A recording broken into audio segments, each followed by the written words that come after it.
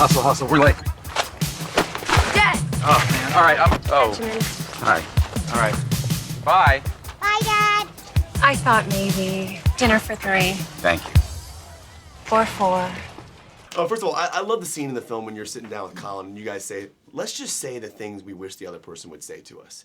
And I was thinking that'd be kind of cool for like an opening of an interview. What is an ideal opening question that you'd like to hear from a reporter? And I'll give you the ideal answer I'd like to hear back. Are you ready to go home? If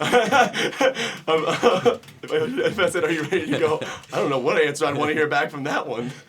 No, the answer is yeah. Yeah, I'm ready to go. No, first question, the ideal first question, I don't know, man. I don't know, because a lot to me depends on what your takeaway from the movie was.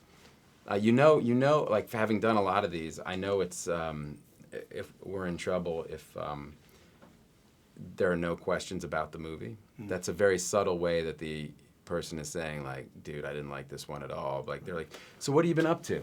You know? Yeah. How are the kids? It's just like a lot of questions that have nothing to do with And you can the see movie. right through that. That means the movie. You're like, we're in deep shit. Hey, Rosie. Am I doing anything right? You're handsomer than the other dads. Lots of them don't have hair. So that's good. Attempt to start over. I shall try to start over. Sunlight. Joy. Well, congrats to you. One of my favorite lines. I heard you cried like a little baby when you watched it. I did not hear that anywhere. I don't know where you possibly. I don't know where you heard that. No. Now this whole idea of 20 seconds of insane courage, and I don't know about you. When I'm out like at a bar or something like that, and I see like a gorgeous woman, and I'm just like, I can't like build up the nerve to go talk to her because I'm like so afraid. I need like liquid courage, like a couple beers, and I'll be okay. But like, what is that advice you could give to a guy to walk up to a beautiful girl and start talking to them? Do they have to be like this extreme confident guy? I mean, how does that work? Just be really drunk. Just get really, really drunk. That's always attractive. No, I think that it's really, I don't know. For me, I always find confidence to me that's the most attractive quality in a guy. And, I knew I could never be with somebody that didn't ask me out. I don't know. Right. I never get asked out. People never ask me out. And I think part of that is because it's exactly what you're describing. It's that kind of, yeah, I think it's the intimidation. People have an idea of what you're like and what they have this idea of what they've been sold. And so they're afraid to ask. And so for me, I just, I wait around for that like courageous man who will put that all aside and just ask me out. Let's go on a date right now. Oh, yeah? There we go. Right now? Let's get sloshed. Right now. Let's get You're an alcoholic crybaby. I'll take it. Exactly. All right, I'm good. Hammer time. We'll get hammer time. I salute you and the great times we had together, and I quit. This is exactly what we've been looking for. This is a bit complicated. What's so complicated about this place?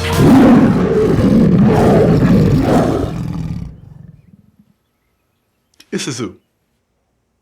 Yay! Congratulations to you on the movie. Thanks, man. I cried like a little baby. It was the musical choices, everything. One thing about you is May I just say your notes? Yeah. I so relate to that. Like that is so, small writing, thick with questions. Right. This is like, and my I never life. looked down at them, actually. I try not. Did you ever look down when you were doing the interviews? No, you shouldn't. It's supposed to, you lodge them while you write down the questions, and then... It's like a comfort zone. It's a comfort zone. zone. I sit here. I don't plan on looking down. Yeah.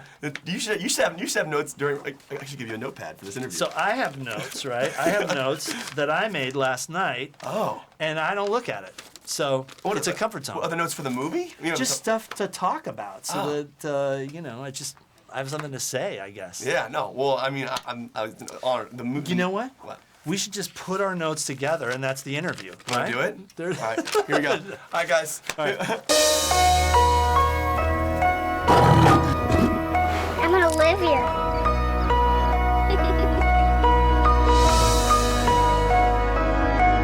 Welcome to your zoo. This is what you want. It's not what I want. At the risk of stating the obvious, you're insane. The sellers say you don't even need any special knowledge to run a zoo. What you need is a lot of heart. You know, one of the things I love watching in the movies is these scenes when you're talking to your kids, and I kept thinking to myself, like, oh, I've had these conversations with my parents before. Everybody's had these conversations. Now, do you take mental notes, like, for yourself, like, later on, I'm gonna have to deal with things like, you know, talking to my kids about certain aspects of life? Sure, yeah, and my oldest is 13, so we've covered a lot at this point. But yeah, I mean, sure. I mean, I think about all the time the types of conversations I'm going to have. Yeah.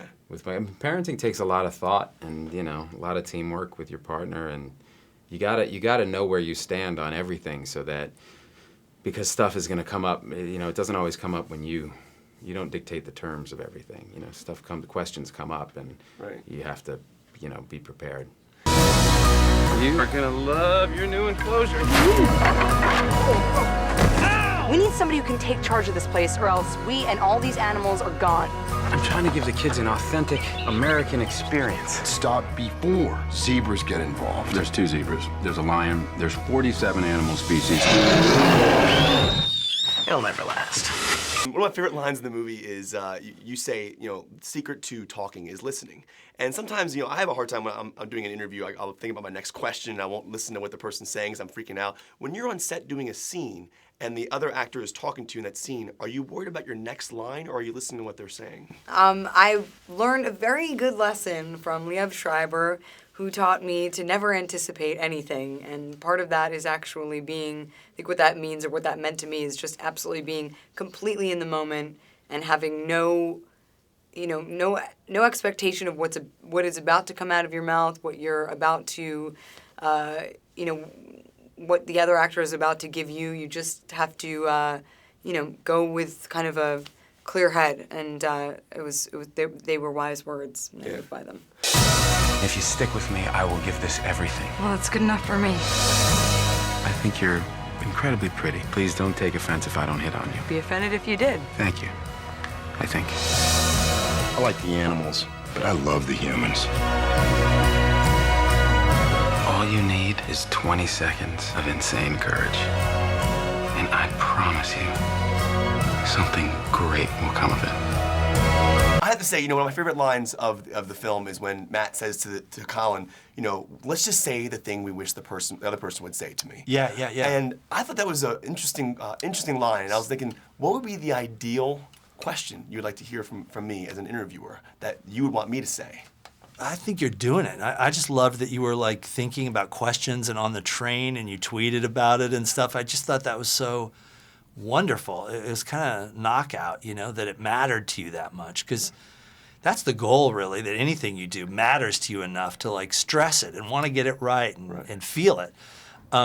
So anything you'd ask me would be great. Anything? Oh, yeah. All right, well. Anything. All right, well, this one question, you know, what if I said, what's your favorite fast food restaurant? Like a random. In-N-Out, come on. Ooh, see, I'm a Taco Bell guy. I mean, really? I'm a Taco Bell kind of guy. I really am.